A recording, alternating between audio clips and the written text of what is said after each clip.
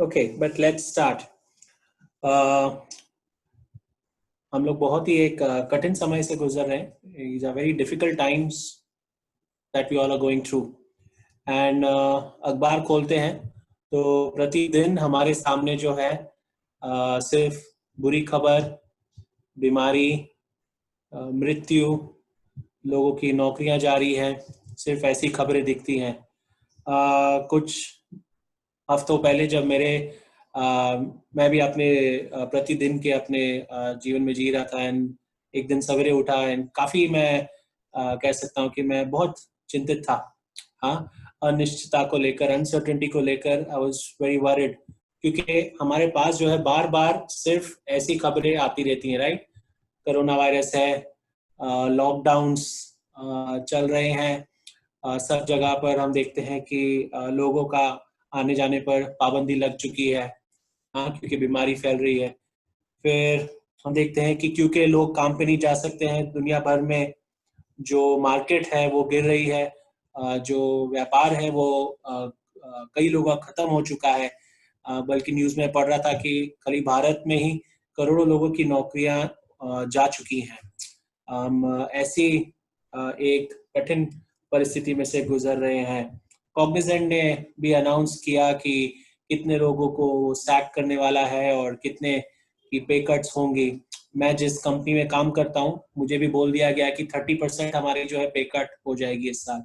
सो हम जो है बहुत ही एक ग्लोबल लेवल, ओके, पूरे सृष्टि के, पूरे प्रकृति के लेवल पे, आप पृथ्वी के लेवल पे हम जो है सफर कर रहे हैं। ओके, सो इसमें कोई अकेला नहीं है, कि ऐसा नहीं है कि परमेश्वर एक ही परिवार को टारगेट कर रहा है, या हम अभी किसी के ऊपर दोष नहीं लगा सकते हैं कि उस देश ने किया है, कि ये इसने किया है, या शैतान ने किया है, या परमेश्वर ने किया है। हम इस समय किसी भी चीजों पर दोष नहीं लगा सकते हैं। ऑलराइट, हम लेकिन इस कठिनाई से गुजर रहे हैं, और हमारे पास जो है चुनाव है कि हमारा मन का संतुलन कैसा रहे।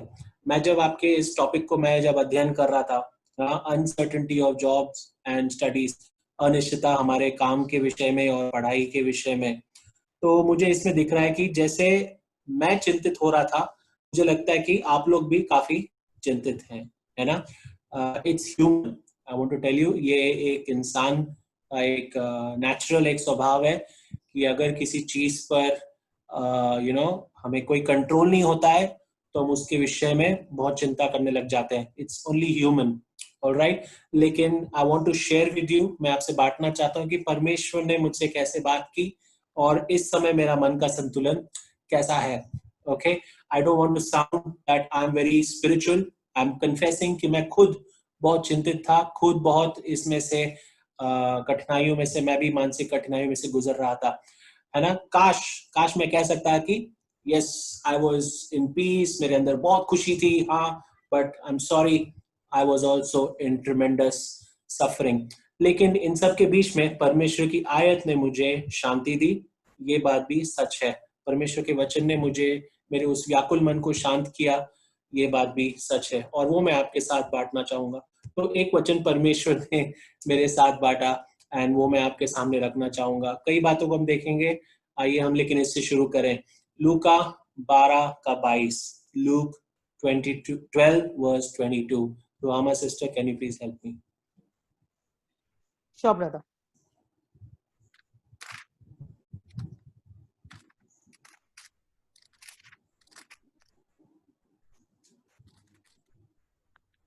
फिर उसने अपने चेलों से कहा, इसलिए मैं तुमसे कहता हूं, अपने प्राण की चिंता न करो कि हम क्या खाएंगे, न अपने शरीर की कि हम क्या पहनेंगे।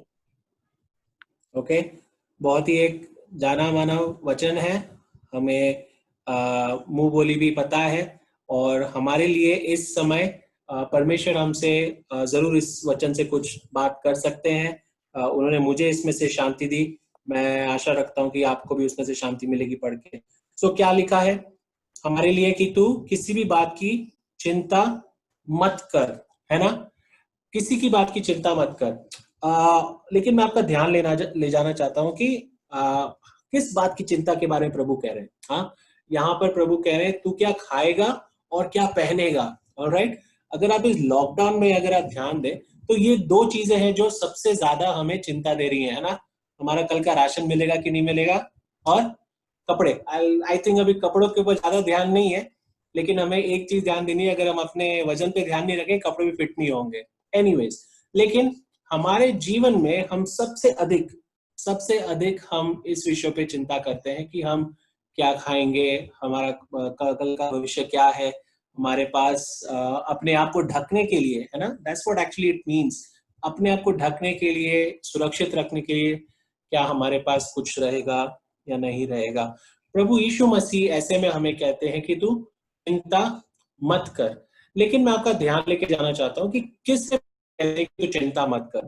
देखो, अगर इस पूरे अध्याय को हम देखें, okay, if you look at this entire chapter, तो शुरुआत में लिखा है कि इतने लोग, बड़ी भीड़ में लोग प्रभु के पास आ रहे थे, इतने लोग आ रहे थे कि मानो एक दूसरे के ऊपर गिर पड़ रहे थे। ऑलराइट, बहुत बड़ी भीड़ थी। तो प्रभु है, आपको सामने दिख रहा होगा,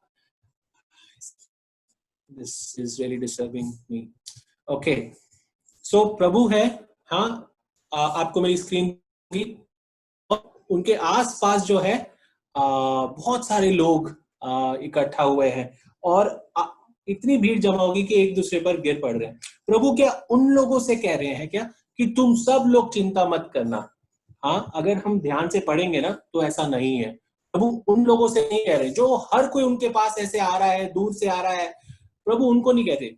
देखो, प्रभु के पास बहुत भीड़ जमा होती थी एंड प्रभु उनको चंगाई भी देते थे, जो उनके पास आके विनती रखते थे, उनको प्रभु बीमारी से चंगाई देते थे। कईयों को मरों में से जी उठाया, कई दुष्ट आत्माएं थी, उनको प्रभु ने चंगाई भी दी। ओके, लेकिन प्रभु जो है अपनी सिखाई जो है, अपनी टीचिंग्स जो है, बहुत ध्यान से देते थे और चुने हुए लोगों को देते थे। Alright, he used to selectively teach. अगर आप इसी आयत को, हमने जो भी पढ़ा, उस पर ध्यान देंगे तो किसको प्रभु कह रहे हैं? गिने चुने लोगों को कह रहे हैं। क्या लिखा है? अपने चेलों से कहा। ऑलराइट, अपने चेलों से कहा कि क्या कर, तुम लोग चिंता मत करना। सो प्रभु के जो चेले हैं वो पूरी भीड़ में से थोड़े लोग हैं। ओके, हर किसी को प्रभु ऐसा नहीं कह रहे हैं। इसलिए हमारे जीवन में इस समय सबसे महत्वपूर्ण बात यह है कि हम पहचान लें, हम इस बात का प्रमाण कर ले कि क्या मैं प्रभु का चेला हूं कि नहीं। ओके, अगर मैं प्रभु का चेला नहीं हूं तो मैं कहता हूं कि आपको चिंता करने की बहुत जरूरत है। You should worry. If you are not a child of God then you must worry, because आस पास देखो सिर्फ मृत्यु की छाया फैली हुई है, नौकरियां जा रही हैं, आपके पास कोई आशा नहीं है कि आप सच में अगर इसमें से बाहर भी निकलेंगे कि नहीं निकलेंगे। अगर आपने प्रभु को ग्रहण नहीं किया हुआ है तो बाइबल के आधार पे मैं कह सकता हूं कि आपको सच में बहुत चिंता करने की जरूरत है। देखो, एक जीवन, ओके, ये एक आपके सामने चित्र में दिखाना चाहता हूं। जैसे ये एक जीवन है, ओके, ये दिल जो है, एक आत्मा एक जीवन को बताता है। उसके केंद्र में, सेंटर में प्रभु यीशु मसीह के या परमेश्वर के आकार में एक स्थान है, एक जगह है। अगर वहां से प्रभु निकल जाएंगे, ओके, मतलब उसने प्रभु कभी ग्रहण नहीं किया है, उसके जीवन में उसको हमेशा डर रहेगा मृत्यु का, हमेशा डर रहेगा अपने जीवन के विषय में, बीमारी के विषय में, गरीबी के विषय में, हाँ, वर्तमान भविष्य, उसके जीवन में डर जो है बैठा रहेगा। अगर आप अपने दोस्तों को भी देखेंगे, कई लोगों को भी अगर देखेंगे, उनके अंदर कोई आशा हमें नहीं मिलती है। वो अपने आप को पॉजिटिव वर्ड्स बोल के एनकरेज करने की कोशिश करते हैं, हम इसमें से बाहर निकलेंगे, बट ऑनेस्टली उनके पास कोई आशा नहीं है। अगर वे इसमें से नहीं निकल पाए, इस एपिडेमिक में से नहीं निकल पाए, तो नौकरियां छोड़ो, जीवन गवा देंगे। एंड जीवन गवा दिया अगर, तो सच में प्रभु से दूर हो जाएंगे, नरक में जाएंगे। लेकिन एक परमेश्वर के संतान के लिए, परमेश्वर के संतान के लिए, हमारे लिए ये बहुत बड़ी एक आशा है, हमारे लिए बहुत बड़ा एक प्रोटेक्शन है कि जब प्रभु हमारे जीवन में होते हैं तो इन बातों का हमें डर नहीं लगना चाहिए। ओके, हम इसमें से जरूर गुजरते हैं, है ना, ऐसा नहीं है कि हम कोई मरेंगे नहीं, ऐसा नहीं है कि हम कभी बीमार नहीं होंगे, ऐसा भी नहीं है कि हम कभी गरीब नहीं होंगे, हो सकता है हमारी नौकरी चले जाए, विश्वासी होने के बावजूद भी हमारे साथ हो सकता है। हाँ, हमारे भी, हमें किस कोई भविष्य भी नहीं पता है, ये सब चीजें। लेकिन हमें एक बात का भरोसा रहेगा जब प्रभु मेरे जीवन में है, कि मेरे जीवन को कौन चला रहा है। और फिर ये आयत मेरे लिए पूरी तरह लागू होती है कि तू चिंता मत कर। सो मुझे चिंता करने की जरूरत नहीं है, राइट?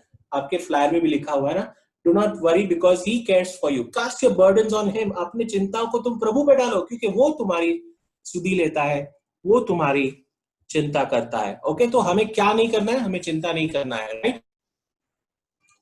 तो अगर ये नहीं करना है तो करना क्या है फिर? Okay, if you are not suppose to do this, then what are we suppose to do? Alright, अगर हम आगे देखेंगे तो प्रभु उसमें बताते हैं। आइए हम लूका के 12वें अध्याय में जाएंगे, फिर से look 12।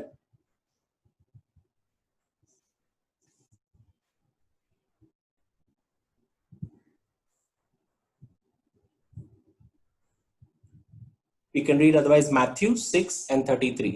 Matthew 6 and 33. It's a similar words. इसलिए पहले तुम परमेश्वर के राज्य और उसके धर्म की खोज करो, तो ये सब वस्तुएं भी तुम्हें मिल जाएंगी। ओके, तो अगर हमें चिंता नहीं करना है तो फिर मन किसकी ओर लगाना है? हमें बाइबल बताता है, प्रभु अपने वचन में कहते हैं कि तुम सबसे पहले, ओके, सबसे पहले, that means you have to choose, हमें चुनना है। Okay, we have to set a priority in our life. किसको चुनना है? परमेश्वर की धार्मिकता और उनके राज्य को। इसका अर्थ क्या है? देखिए, ये जो आपके सामने एक छोटा सा चित्र है, इसमें हर एक पुस्तक जो है आपके जीवन के हर एक काम का समझो एक उदाहरण है। ओके, या आपकी चॉइसेस हैं ये, हाँ, आपके समय का ये एक चिन्ह है। आप उसके साथ क्या करते हैं, कौन सा पहले चुनते हैं, वो डिसाइड करता है, वो बताता है कि सच में आपके जीवन की प्रायोरिटीज क्या है। प्रभु यीशु मसीह कहते हैं कि सबसे पहले तुम परमेश्वर की धार्मिकता को चुनो। ऑलराइट, सबसे पहले जो चीजें अनंत काल की हैं आप उसको चुनो, प्रभु पे विश्वास करो, जो हमारे अनंत काल के जीवन में भी जो लाभ लाएगी उसको हमें चुनना है। हमारे जीवन में अनंत काल के लिए कौन सी बातें या लाभ लाती है? हाँ, what things do I do which will have an eternal benefit? First is that my faith, okay? Second is परमेश्वर का वचन। थर्ड इज लोगों के साथ संगति, प्रभु के लोगों के साथ संगति। ओके, इन्हीं के साथ हमें स्वर्ग में अनंत जीवन भी बिताना है। ओके, तो हमें ये चीजें करना शुरू करना है, क्योंकि इसका जो परिणाम है, इसका जो इम्पैक्ट है, प्रभाव है, वो अनंत काल के लिए पड़ने वाला है। So we must not worry, but we must seek the kingdom of God. Okay, देखिए चिंता कैसा है, मैं और एक उदाहरण देखता हूं और इस छोटे से भाग को मैं कंक्लूड करूंगा। चिंता इस घोड़े के समान है। Okay, let me explain you. तो एक कहानी है, दो साधु थे, वो सड़क पे जा रहे थे और अचानक उनके पीछे एक तीसरा साधु आया अपने घोड़े पे, और बड़ी तेज आया और मानो जैसे दोनों को टक्कर मारने वाला था, लेकिन वो बच गए, नीचे गिर गए, बच गए वो। थोड़ी देर के बाद वो साधु जो है चलने लगे और फिर से वो तीसरा साधु जो है घोड़े पर दौड़ के, घोड़ा दौड़ते दौड़ते आया और इन साधुओं को फिर से वो टक्कर लगाने वाला था, लेकिन वो फिर से बच गए। उसके बाद में ऐसा हुआ कि फिर से वो साधु आने लगा अपने घोड़े पे दौड़ के, मतलब घोड़ा आ रहा था। तो ये जो दो साधु थे वो बहुत गुस्सा हो जाते हैं और चिल्लाते हैं कि तुम क्या कर रहे हो, कहाँ जा रहे हो, हाँ, तुमको दिख रहा नहीं है क्या? तो जो घोड़े पे सवार साधु था वो कहता है कि कोई तो इस घोड़े को रोक दो, मैं भी नहीं रोक पा रहा हूं, ये कहाँ जा रहा है मुझे भी नहीं पता है। ओके, चिंता करना उस पागल घोड़े के समान है। वो जो साधु था एक पागल घोड़े पर सवार था जिसका उसके ऊपर कोई नियंत्रण नहीं था। देखिए इस लॉकडाउन में जो हम गुजर रहे हैं, ग्लोबली एवरीवन इज, हाँ, बाहर की बातों पर आपका कोई नियंत्रण नहीं है, बट अपने मन के स्टेट पर, आपके विश्वास के ऊपर, आपके जो मन की शांति के ऊपर आपका नियंत्रण है। अगर आप प्रभु को पूरा संतुलन देंगे, पूरा कंट्रोल देंगे, नियंत्रण देंगे, तो प्रभु आपके उस मन को शांत भी रखेगा। Okay, I want to share many things जो मेरे जीवन से, not just a message this evening, but how have I really overcome or fighting against this uncertainty of job. Okay. अब तक मेरी उम्र में मैं 2 ऐसी महामारी को देख चुका हूँ. राइट. मैं छोटा था तब एक बार पहले भी ऐसे प्ले हो चुका है. हाँ. I am not very old. Right. I am 37. And in my lifetime, I have already seen 2 plagues. This is the second one. इस ग्लोबल लेवल पे जहां पर लोगों को घर के अंदर रखा हुआ है, हमें डरा के रखा हुआ है या बचा के रखा हुआ है. Okay, but this uncertainty I have seen it before. Secondly, I have been jobless. मैं एक ऐसा परिस्थिति से भी गुजर चुका हूं जहां पे मेरी नौकरी भी जा चुकी है. मैं कई बार इंटरव्यूज में रिजेक्ट भी हो चुका हूँ. हाँ. माता पिता थे जो मेरी पढ़ाई का खर्चा नहीं उठा पा रहे थे, तो मुझे बेसिक एजुकेशन जो दे सकते थे वो दिया, और उसके आगे जो मेरा मन चाहा जो पढ़ाई का विषय था, मुझे जो करना था, एरोनॉटिकल इंजीनियरिंग करना था या मुझे आगे एमबीए करना था, I had all these dreams not fulfilled. So I understand आप किस में से भी इस समय गुजर रहे हैं. I want to tell you something. This life, हमारे जीवन जो है अनिश्चितता से भरा हुआ है. ओके. प्रभु यीशु मसीह का in this life you will have trouble. Okay. हमारे इस जीवन में हमारे पास, हमारे ऊपर जो है बहुत संकट आएंगे, महाक्लेश आएंगे, but be of good cheer. है ना. बी ऑफ गुड चीयर, क्योंकि परमेश्वर ने जो है वो संकट को भी जीत लिया है, को जीत लिया है. हम ऐसे उद्धारकर्ता के पास आए. Okay. I can look back in my life. Okay. मैं प्रभु के पास 2003 में आया, and I can tell you, एक बार भी ऐसा नहीं हुआ कि मेरे घर पे रोटी नहीं थी. ओके. जबकि मैंने जब अपनी नौकरी खोई थी तब मेरी शादी हो चुकी थी, and my wife was expecting हमारा पहला बच्चा. लेकिन उस समय भी कभी ऐसा नहीं हुआ कि मेरे घर पे रोटी नहीं थी या मैं सड़क पे आ चुका था. ओके. मेरे पास ढकने के लिए कपड़े नहीं थे. Alright. So I want to tell you, God will sustain you, and I can tell it out of experience. मैं अपने अनुभव से कह सकता हूँ. Alright. But life is uncertain, and I wanted to read few verses which tell us. हमारे कुछ बच्चों को पढ़े याकूब का 4था अध्याय, जेम्स चैप्टर 4 13 और 14 में देखिए याकूब क्या कहता है.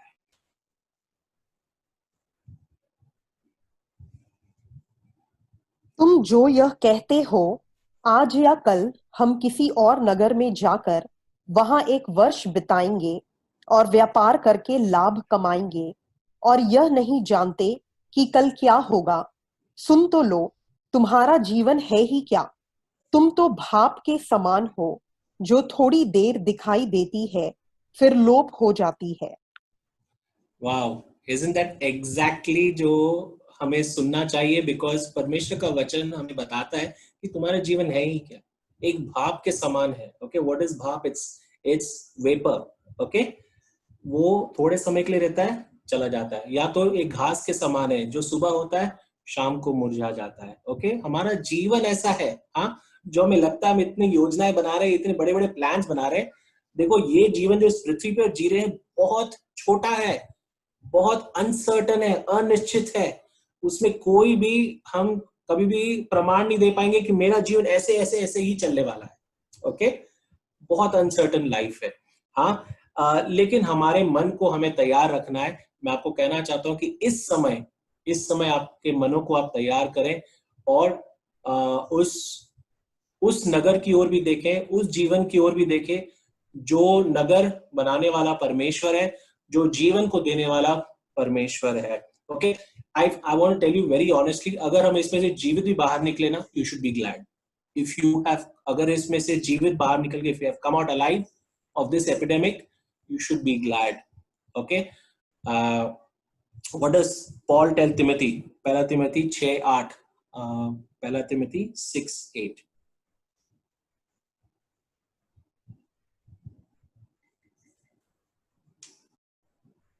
यदि हमारे पास खाने और पहनने को हो तो इन्हीं पर संतोष करना चाहिए.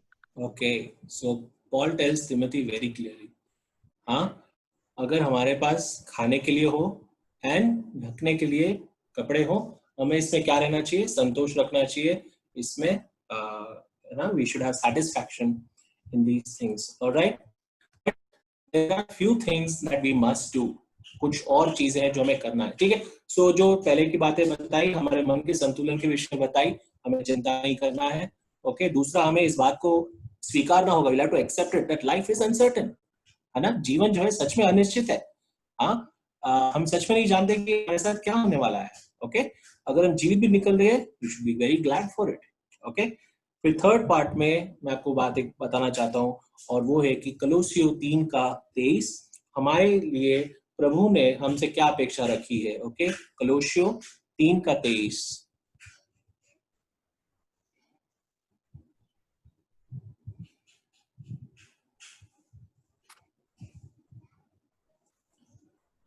जो कुछ तुम करते हो तन मन से करो, यह समझकर कि मनुष्यों के लिए नहीं परंतु प्रभु के लिए करते हो।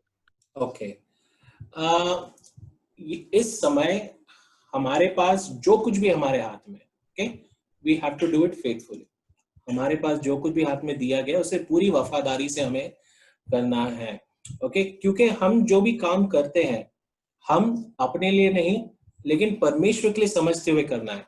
और एक छोटी सी कहानी मैं आपके साथ बांटना चाहूंगा, एंड ये मेरी खुद की पर्सनल स्टोरी है। मैंने ये कैंप भी शेयर की थी। देखिए, जब मैं प्रभु यीशु मसीह को विश्वास किया, तब मैं एक ब्रिलियंट स्टूडेंट नहीं था, मुझे पढ़ाई में इंटरेस्ट नहीं था, ओके, एंड कॉलेज के टाइम में था ये। लास्ट ईयर में मैंने प्रभु को ग्रहण किया, और जब प्रभु को ग्रहण किया उसके बाद में मैं जब बाइबल से पढ़ने लगा, तो मैंने बाइबल को बहुत इंटरेस्ट दिया, और मैंने अपनी सारी पढ़ाई जो है छोड़ दी। मैंने सोचा अभी तो परमेश्वर के पास ही जाना, बाइबल पढ़ेंगे बस, और ये स्कूल कॉलेज की पढ़ाई कौन करेगा, छोड़ दो। मैं उस साल फेल हो गया, ओके, मैं उस साल फेल हो गया, that was the final year and the final exam. But then मुझे काउंसलिंग किया गया कि रंजीत, क्योंकि तू मसीही है और तेरे परिवार में तू अकेला विश्वासी है, तुझे अपनी गवाही के लिए और प्रभु की महिमा के लिए ये करना होगा अब, और तुझे पढ़ाई करनी होगी। मैंने इस चीज को कभी ध्यान नहीं दिया था कि मुझे अपनी पढ़ाई के द्वारा प्रभु की महिमा के लिए जीना शुरू करना होगा, ओके। सो मेरे जो हाथ में दिया गया था उस समय, वो क्या था, वो मेरी जिम्मेदारी थी, है ना। मेरे हाथ में उस समय मेरी पढ़ाई थी, और मैंने उसको, मेरी जिम्मेदारी को क्या कर दिया था, अनदेखा कर दिया था। आपके सामने जो चित्र है, हम इस कहानी को जानते हैं ना, ये दृष्टांत को जानते हैं। 3 सेवकों की ये कहानी है, हाँ। 5 तोड़े, 5 टैलेंट्स किसी को दिए गए, फिर किसी को कितने, 2 टैलेंट दिए गए, और किसी को 1 टैलेंट दिया गया, है ना। 5 वाले ने क्या किया, उसका व्यापार किया, उसको इस्तेमाल किया और उसको दुगना कर दिया, है ना। प्रभु ने उसके विषय में क्या कहा, बहुत अच्छे, राइट। 2 वाले ने भी सेम चीज किया, लेकिन 1 वाले ने क्या किया, एक वाले ने, एक सिक्के वाले ने क्या किया, उसको गाड़ दिया और उसको इस्तेमाल नहीं किया। जो उसकी जिम्मेदारी थी उसने वो पूरा नहीं किया। प्रभु उसके विषय में कहते हैं कि तू कैसा है, you are, you are an unjust servant, correct, a wicked servant, तो एक दुष्ट सेवक है। मुझे जब ये सब सिखाया, तब मैंने जाना कि सच में मेरे हाथ में जो जिम्मेदारी दी गई है, वो मुझे पूरा करना है। I took study seriously, and I want to confess that उसके बाद में मैंने जब पढ़ाई की, ओके, पास भी हुआ, फिर उसके बाद में आगे पढ़ाई भी की, मैं क्लास में फर्स्ट भी आया, फर्स्ट टाइम अपनी लाइफ में फर्स्ट भी आया, because I did it for God, okay. I can tell you over a period of time, God has blessed me, परमेश्वर ने बहुत आशीष दिया है, ओके। बट मेरी छोटी छोटी वफादारी जो मैंने दिखाई, परमेश्वर ने मुझे बड़ी बड़ी आशीषें दी, okay.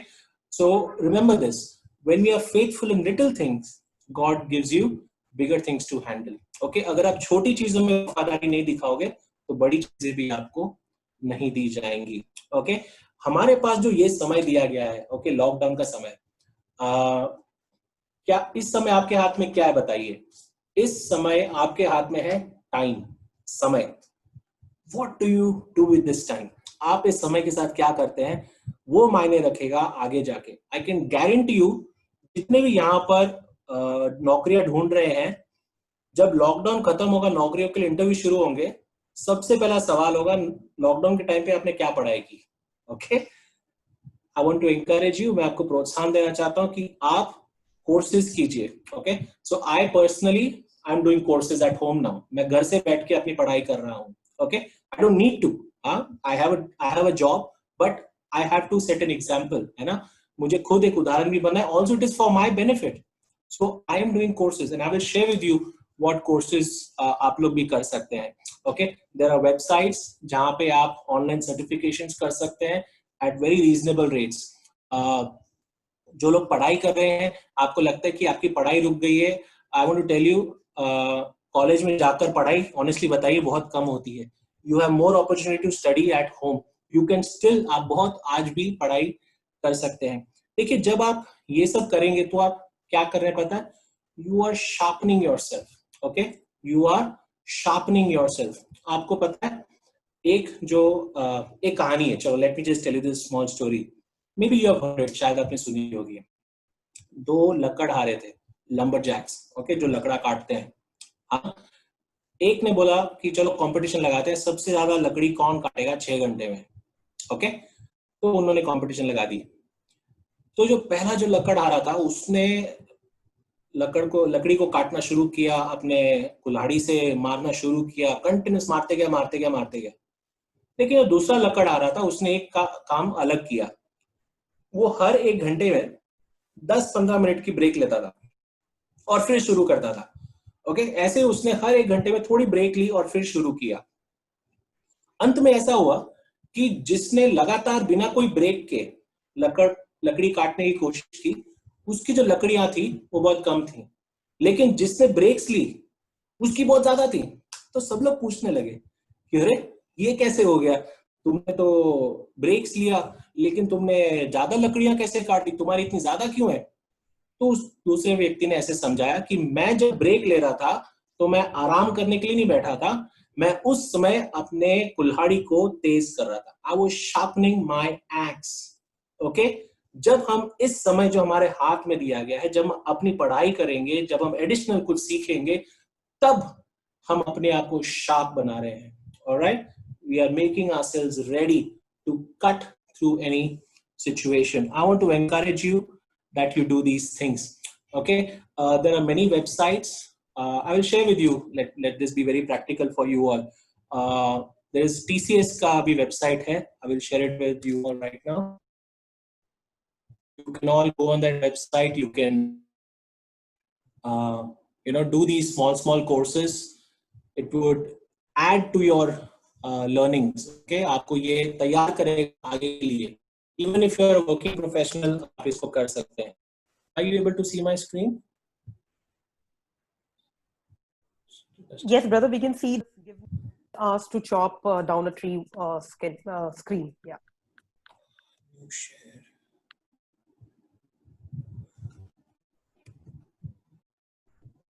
Are you able to see this website, TCS? Yes. Okay, so this is one website जो आप लोग लॉग इन कर सकते हैं, अपना एक लॉग इन क्रिएट कर सकते हैं, एंड यहाँ से आप अलग अलग कोर्सेज कर सकते हैं. काफी कोर्सेज इसमें फ्री है. There is one very famous course जो ये लोग ने अभी लॉन्च किया है, knock down the lockdown. Okay, मैंने वो कोर्स किया. It was a 2 week course. मैंने उसको मे बी 5 या 10 दिन में, पता नहीं, मैंने छोटे टाइम में हो पाया था, because you have so much time in hand. So you can just search, okay, knock down the lockdown. Okay, there are many things that you can do in this. You can learn.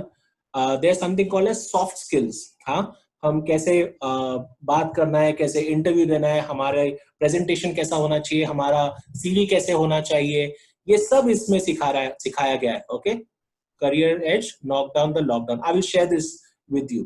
All right, so this is one such website that you all can bring to your use. I want to tell you, मैं TCS के लिए काम नहीं करता हूँ, मुझे वो लोग कोई पैसे भी नहीं दे रहे हैं. So I'm not doing any marketing.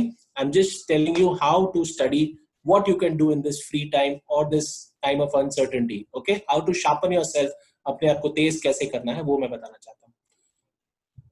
Last slide. I think I overshot my time also. This is Udemy. Udemy में जब आप लॉग इन करेंगे तो आपको जो कोर्सेज हैं वो 500-700 रुपए में मिल जाएंगे, जो 12-13 हजार के कोर्सेज हैं. ओके, तो सी दिस, अभी मैंने लॉग इन किया है, मुझे ये अलग अलग कोर्स 700 रुपए में है. Can you see this? What is your area of interest? हाँ, maybe it is software certification, आपको एक्सेल लर्न करना है, हाँ, लीडरशिप ट्रेनिंग है, प्रेजेंटेशन स्किल्स है, डू इट. मैंने अपने बच्चों के लिए वी आर डूइंग ईब्रू, तो मैं और मेरे बच्चे ही सीख रहे हैं. ओके, देन बिकॉज मैं प्रोजेक्ट मैनेजमेंट करता हूँ, सो यू नो लीडरशिप के ऊपर मैंने कोर्सेज किया हुआ है. So I want to tell you कि आप ये सब कीजिए. Okay, don't sit idle. हाँ, आपके हाथ में अभी जो दिए गए तोड़ों के समान हमारे हाथ में समय दिया गया है. ओके, आप अपने घर में हैं, आप एक सुरक्षित स्थान में हैं, use it for studying. Study God's word, परमेश्वर के वचन को आप सीखिए, हाँ, जो शायद आपने पहले कभी भी नहीं किया होगा, क्योंकि आपको अपने आप को तेज करना है और आगे के जीवन के लिए तैयार करना है. That's about it which I want to share. हमारे पास जो समय है उतने मैं यही बता सकता हूँ. You know, I think we can take maybe question answers. हम लोग आगे प्रश्न सवाल भी कर सकते हैं, प्रश्न जवाब भी देख सकते हैं. या थैंक यू सो मच. या थैंक यू ब्रदर. सो बिना समय गवाए हुए हम क्वेश्चन आंसर्स की ओर बढ़ेंगे. और इससे पहले कि हम क्वेश्चन आंसर्स की ओर बढ़े, मैं आप सबका धन्यवाद करना चाहती हूँ जिन्होंने समय निकाला और अपने प्रश्न डाले. एंड बहुत ही लॉजिकल क्वेश्चंस है और बहुत ही रेलेवेंट क्वेश्चंस है अभी के कॉन्टेक्स्ट में. सो जो पहला क्वेश्चन आया है वो है कि मैं परमेश्वर की इच्छा को लेकर कंफ्यूज हूँ, और वो इस बात से कंफ्यूजन है कि मुझे अभी पढ़ाई करनी चाहिए या मुझे जॉब करना चाहिए. तो मैं कैसे जानूं कि परमेश्वर की इच्छा क्या है मेरे जीवन? ओके, सो आपका सवाल है कि पढ़ाई करना चाहिए या नौकरी करना चाहिए. I would recommend out of my personal experience, जैसे मैंने कहा कि मेरी फैमिली जो है मुझे पढ़ाई में सपोर्ट नहीं कर पा रही थी. सो अगर आपके माता पिता वो फाइनेंशियल कंडीशन में है, आपको अगर सपोर्ट कर सकते हैं पढ़ाई के लिए, प्लीज अपनी पढ़ाई पहले पूरा कर लीजिए. Study. Okay, don't do this, don't try to get to work. Okay, why I will tell you, because एक बार आप काम में चले जाएंगे फिर पढ़ाई करना बहुत मुश्किल हो जाएगा. You have to leave your job. मुझे अपनी नौकरी छोड़नी पड़ी थी फिर पढ़ाई शुरू करने के लिए. जब मैं थोड़ा कमा लिया था, मुझे लगा कि अब मुझे अपने आप को थोड़ा सा सीखना, एजुकेट भी करना चाहिए, जो मैं नहीं कर पाया था पहले. सो मेरे को पढ़ाई छोड़नी पड़ी थी, सॉरी नौकरी छोड़नी पड़ी थी. So 2 months I had to stay at home, I had to study.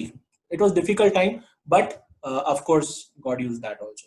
So I would recommend the पास ये option है, then you should study first. Yeah. जो दूसरा प्रश्न है वह यह है, और यह जान पड़ता है कि ये किसी यूथ ने डाला है जो किसी और शहर में रहते हैं, उनका परिवार किसी और शहर में रहता है और इनको जॉब की जरूरत है उस शहर में जहां इनका परिवार भी रहता है, और ये सर्च कर रहे हैं. तो उनका कहना है कि ऐसे सिचुएशन में मुझे मेरा अप्रोच क्या होना चाहिए. So I'm assuming कि आपके पास ऑलरेडी नौकरी है, आप जहाँ पर अभी हैं आपके पास नौकरी है, बट योर डिजायर इज कि आप अपने होम टाउन में जाएं, है ना. आई डोंट नो वहां पर वो नौकरी है कि नहीं है, बट आपका डिजायर है आपकी फैमिली के पास रहने का. In such a time I want to tell you very clearly that you must trust God. Okay, आप जिस स्थान पर हैं, okay, once again like those talents, what is in your hand, be faithful towards this. क्योंकि मेरा ध्यान अगर मेरे होम टाउन की अगर होगा तरफ होगा, तो हो सकता है कि हम इसकी तरफ वफादारी नहीं दिखाएंगे, which is not right. You must be loyal towards your job. हाँ, see, you must always know there is a purpose for you to be here. जिस स्थान में आपको नौकरी मिली है आपका एक पर्पस है. Okay, and till that purpose is fulfilled, you should allow God to work in your life also. परमेश्वर को आप don't intervene in his work. May be आपको परमेश्वर इस्तेमाल कर रहे हैं, मे बी परमेश्वर आपको किसी चीज की तैयारी कर रहे हैं. Okay, and till that you must work. I will share one life example of my. मैं जब यहीं पे थाना में रहता था लेकिन दूसरे स्थान में रहता था, तो मेरी बहुत इच्छा थी कि एक जो कंपनी थी मेरे घर पे से जो है एक क्रॉस करके, मतलब हाईवे क्रॉस करके वो दूसरी कंपनी वहां पे थी मेरे घर से, इतनी नजदीक थी. तो मैं बहुत प्रार्थना करता था कि मुझे वहां नौकरी मिले. लेकिन मुझे नहीं मिली। मैं इंटरव्यू के लिए गया और मुझे वहां पर उन लोगों ने सिलेक्ट नहीं किया। तो फिर मैं थाना से फिर अंधेरी जाने लग गया और मुझे कम से कम 1.5 घंटा लगता था आने जाने के लिए। मेरी बहुत इच्छा थी कि मुझे, है ना, यहाँ नौकरी मिलनी चाहिए, यहाँ नौकरी मिलनी चाहिए। तो मैं कुछ सिर्फ 1 महीने के लिए मैं वो अंधेरी जाने लगा, ओके, जस्ट फॉर 1 मंथ। और उस 1 महीने में मैंने कुछ टर्म्स सीखे, okay, I learn something. And उस अचानक, okay, so while I was going there, मैं सच में बहुत सफर कर रहा था with the traveling. And I was married, मेरे my wife was expecting. So I was praying that lord, if I travel every day like this, then मैं अपने बच्चे को शायद देखूंगा भी नहीं, क्योंकि सवेरे 6 बजे निकलता हूँ, रात को 10 बजे आता हूँ। So this was going on for, some 2-3 weeks, and I was really really troubled. So I started praying. We started praying. मैंने वो इंटरव्यू दिया, आप वो दरवाजा खोलिए, क्यों नहीं खोला तभी, है ना प्रभु, आप जानते थे। And while I was praying, I got a call from the HR of this company जो मेरे घर के नजदीक है, and they told me, Ranjit, come for interview. And I asked that, are you sure that I've just joined now 20 days back? Why are you calling me now? I don't know. आपने मुझे नौकरी तभी दिया नहीं ना, interview तो हो चुका है. So then that HR said that, Ranjit, you have to trust me and you have to come. There is an opportunity. I said, fine, I will do that. And मैं वहाँ पे इंटरव्यू के लिए गया, और जब वो बॉस जो भी जिन्होंने इंटरव्यू लिया मेरे सामने आए, उन्होंने मुझसे एक सवाल पूछा, ओके, उसका एक वर्ड जवाब दिया मैंने. I just said batch processing. You don't need to know the details. I just told this batch processing. And ये जो वर्ड बैच प्रोसेसिंग था, ये मैंने वो 20 दिन जो मैं नवी नौकरी में जाके सीखा, वो वहीं पे सीखा था. Just 20 days, this new thing, batch processing. वो बॉस ने सिर्फ ये शब्द का उत्तर सुना. He just listened to this one answer and he said, give him the job. Okay? So you don't know why you are working where and कितने समय तक आप करोगे. ओके, मेरे लिए वो 3 हफ्ते थे, ऐसा हो सकता है आपके लिए वो 2 साल 3 साल, but God kept you for a purpose. Okay, and God will use every experience. आपका जो भी अनुभव है परमेश्वर इस्तेमाल करेंगे आपको आगे भी बढ़ाने के लिए. Okay, so I would request that you continue to pray but be faithful towards your job. Sorry, मैंने ज्यादा समय ले लिया जवाब देने को. No worry. हमारा जो अगला प्रश्न है वह यह है कि अगर मेरी कंपनी मुझे अनएथिकली काम से निकालना चाहती है, मुझे अनैतिक तरीके से काम से निकालना चाहती है, तो मेरा अप्रोच इसके प्रति क्या होना चाहिए? So it's very disappointing actually जब ऐसे होता है. कुछ समय पहले मेरे घर पे एक यंग बॉय भी आया था, जवान आया था फॉर काउंसलिंग. एंड वो मिडिल ईस्ट में काम करता था. एंड वो जब यहाँ पे छुट्टियों पे आया, तब उसके ऑफिस से, मिडिल ईस्ट से उसको कॉल आया, बोला कि अभी तुम नौकरी पे आना ही मत, और वहीं पे. Can you believe it? छुट्टी के लिए आया है, उसको बोल दिया तुम आना मत, don't come back. He had taken loan, he was working, उसके माँ बाप को पता भी नहीं था कि उसकी नौकरी चलेगी, but he is today staying with his uncle and auntie. So it is very hurtful जब ऐसे होता है, कोई आपको नौकरी से निकाल देता है और अनएथिकली निकाल रहा है. उस समय मेरा उसके साथ जो बात हुआ है ना, it was regarding this. Just will read may be. एक आयत मुझे ध्यान में आ रही है, वो है 1 Peter 3 एंड उसमें लिखा है कि in 13 and 14, can we just read that? Sure. 1 Peter 3:13 and 14. यदि तुम भलाई करने के लिए उत्तेजित रहो तो तुम्हारी बुराई करने वाला फिर कौन है? यदि तुम धर्म के कारण दुख भी उठाओ तो धन्य हो, पर लोगों के डराने से मत डरो और न घबराओ. Okay, so many things है ना हमारे लिए बताई गई है. So whoever is going through this experience, this is an encouragement for you. Okay, firstly you have to consider yourself blessed. Okay, कि आपको बिना कुछ गलत किए आपके साथ ही अगर ऐसा हो रहा है, तो सच में परमेश्वर आपको इसमें आशीष दे. ओके, जो ये है कि आप इसमें से बिल्कुल घबराना नहीं है, क्योंकि आपको आपके साथ जो खड़ा है वो परमेश्वर है. मुझे बाइबल में से और एक कैरेक्टर ध्यान में आ रहा है जिसके साथ बहुत अनफेयर ट्रीटमेंट हुआ था, जोसेफ, है ना. इमेजिन जोसेफ ना, अपने भाइयों ने उसको, है ना, खड्डे में डाल दिया मारने के लिए, फिर बेच दिया, है ना. फिर उसके बाद में जोसेफ को पोटिफार के घर में गया, उधर उसे झूठा इल्जाम लगा के जेल में डाल दिया, है ना। फिर उसने दोस्त बनाए और उन दोस्तों ने वादा किया कि हम आपको याद करेंगे, लेकिन दोस्तों ने भुला दिया, है ना। So life is unfair, but हम हर चीज में देखते हैं कि परमेश्वर उसको आशीष दे रहा था, है ना। जब भाइयों ने उसको उस खड्डे में डाला तो खड्डा खाली था, है ना, तो मरा नहीं वो। Okay, so he fail but he didn't die. फिर उसको जब बेचा गया, पोटिफर के घर पे भी जब वो पहुंचा, तो कोई छोटा मोटा नौकर नहीं बना, वो कैसा बना, एक मुखिया बन गया, है ना।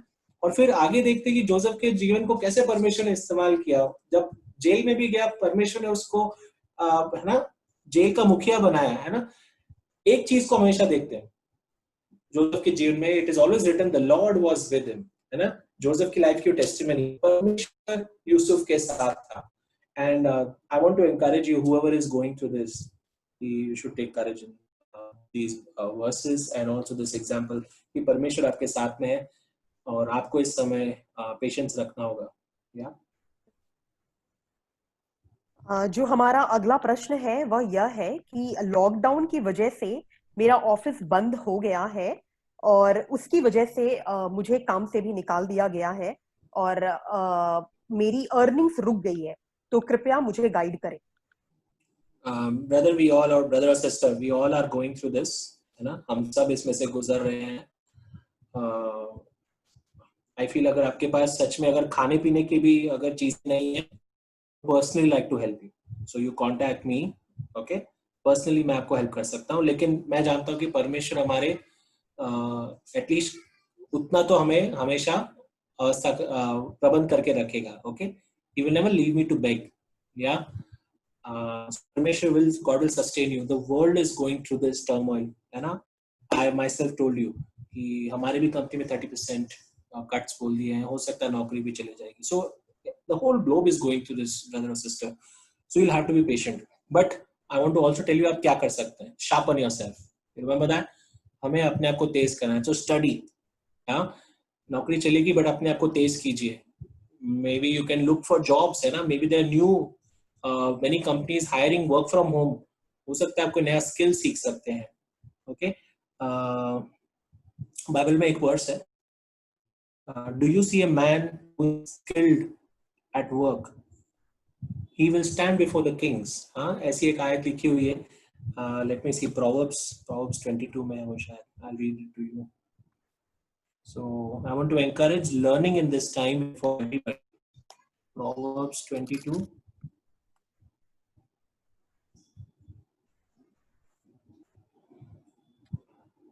Yeah. So हाँ, is the last verse. Do you see someone skilled? हाँ, Ruama, you read in Hindi. या श्योर। जो अपने लाभ के निमित्त कंगाल पर अंधेर करता है, No. और जो Proverbs 22, 22. ओके, या last verse, Yes. 29। Sorry, yeah. यदि तू ऐसा पुरुष देखे जो काम काज में निपुण हो, तो वह राजाओं के सम्मुख खड़ा होगा, छोटे लोगों के सम्मुख नहीं। So God's word is very clear, it's assuring, promising, है ना। हमें अपने काम में निपुण बनते जाना है। हाँ, हम कई बार हम जब काम करते रहते हैं तो अपनी एजुकेशन, अपने आप को सिखाना बंद कर देते हैं। So I would say educate yourself again, study, okay? So don't feel disheartened.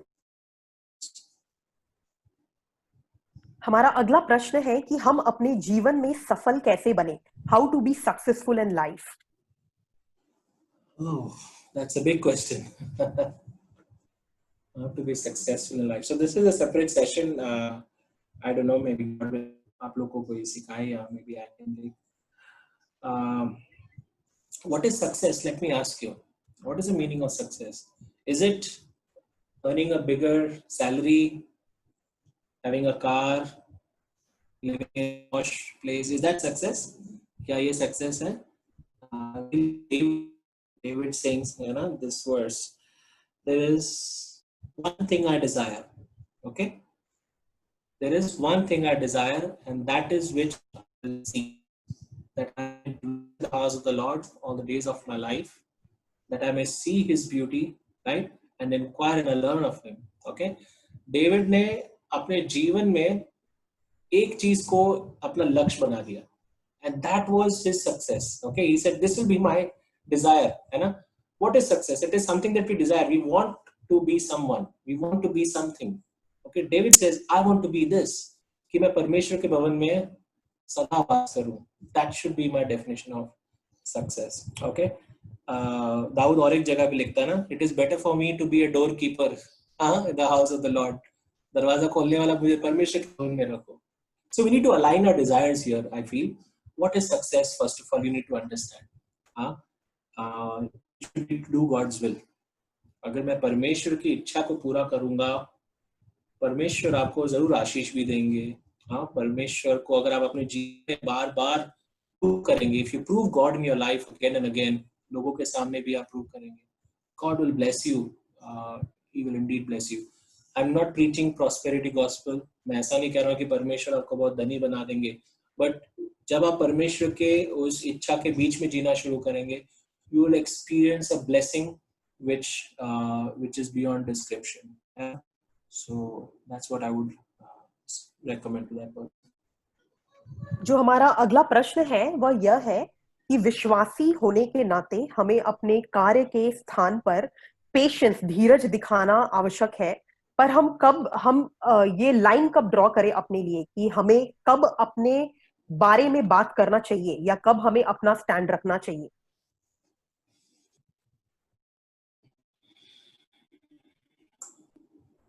I heard this saying recently. A true character of a Christian is not known by how we celebrate success, but it is known by how he endures suffering. Okay? Hindi में बताता हूँ. एक मसीह का जो चरित्र है, वो अपने जीत को कैसे सेलिब्रेट करता है उस पर निर्भर नहीं है, लेकिन वो अपने संकट को, अपने परिश्रम को या तकलीफों को कैसे झेलता है उस पे निर्भर है, उस पे उसका चरित्र दिखता है. तो one thing is for certain, you cannot behave ungodly. Okay? You cannot behave. आप किसी को पलटा जवाब नहीं दे सकते हैं, या ऊंची आवाज से बात नहीं कर सकते हैं, किसी को निंदाजनक बात नहीं बोल सकते, किसी को गाली नहीं दे सकते, किसी को मार नहीं सकते. सो ये बात तो आउट ऑफ क्वेश्चन है. बट यस, अगर आपसे कोई सवाल पूछ रहा है ना, what is the reason, and you want to speak up the truth, you must speak up the truth also. So you have to maintain this balance. So अगर आपको सच में मौका दिया जा रहा है कि आप सच में बताएं, अपने विषय में भी बताएं, so you must speak up. Okay? आपको फिर भी प्रभु विश्वासी के जैसे बिहेव करना होगा. You cannot be ungodly. Yeah? जो हमारा अगला प्रश्न है वह यह है कि जैसा हम अपने समाज में देखते हैं कि किसी व्यक्ति के पास जब नौकरी होती है तो ऑटोमेटिकली उसे सब लोग आदर करने लगते हैं, रिस्पेक्ट करने लगते हैं, और जब वह नौकरी चले जाती है तब ऑटोमेटिकली सारे लोग अनआदर करने लगते हैं, डिसरिस्पेक्ट करने लगते हैं. तो बाइबल हमें इसके बारे में क्या बताती है? ओके, सो नौकरी नहीं है तो लोग दूसरी नजर से देखते हैं. ओके, लेट मी आस्क, आपके पास नौकरी क्यों नहीं है? ओके, देखो, कई लोग होते हैं जिनको नौकरी करना पसंद नहीं, जिनको काम करना पसंद नहीं है. ओके, जो नौकरी पर जाना नहीं चाहते. ऑलराइट, हो सकता है उनकी कोई मजबूरी है या उनके पास कोई रीजन है. ओके, बट उनके विषय में बाइबल बहुत क्लियरली बोलता है कि अपने हाथों से हमें कमाना है, बल्कि जो नहीं कमाता है उसे खाना भी नहीं चाहिए. ऑलराइट, हमें आलसपन नहीं दिखाना चाहिए. बाइबल में ऐसा भी लिखा गया है कि एक विश्वासी को अपने घराने के लिए प्रबंध करना चाहिए, और जो ऐसा नहीं करता है, अपने घराने के लिए प्रबंध नहीं करता है, वो देता नहीं है, वो बल्कि अविश्वासी जैसा हो जाता है. ऑलराइट, सो इसलिए आपको काम तो जरूर करना चाहिए.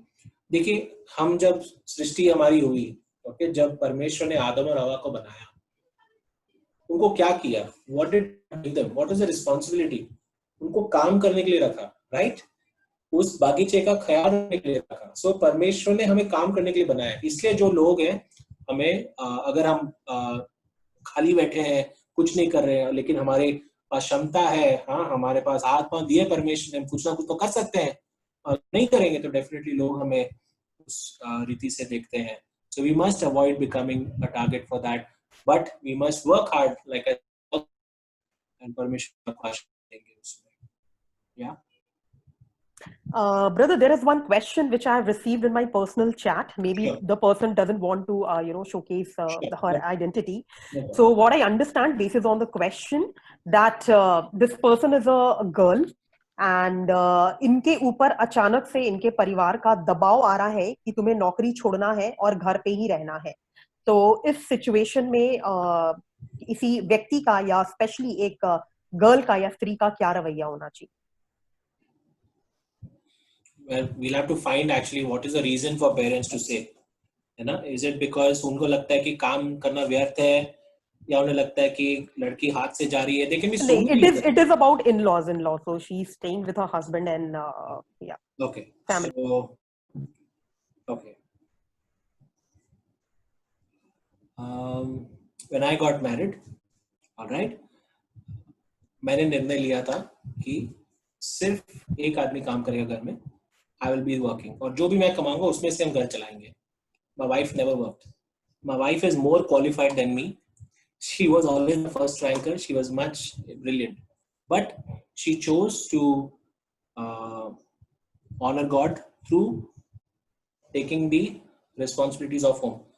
For a woman, the first responsibility, this is not my word, first responsibility, fulfillment of a role.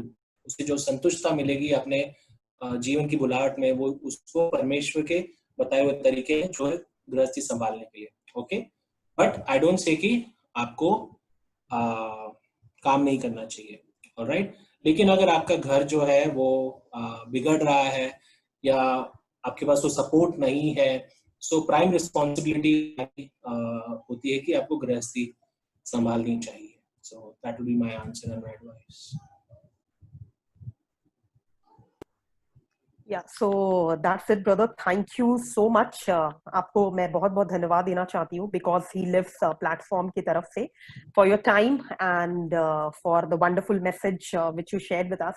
So thank you very much.